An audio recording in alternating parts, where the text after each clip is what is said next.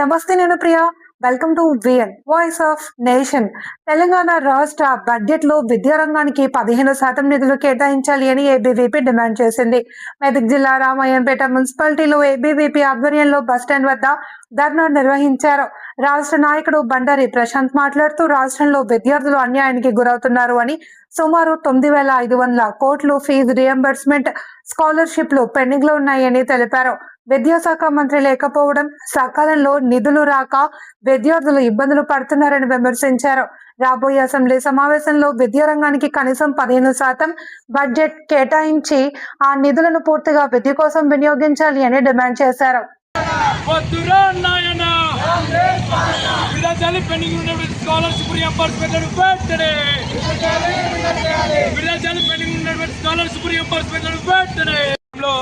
నిరసన కార్యక్రమం నిర్వహించడం జరుగుతోంది.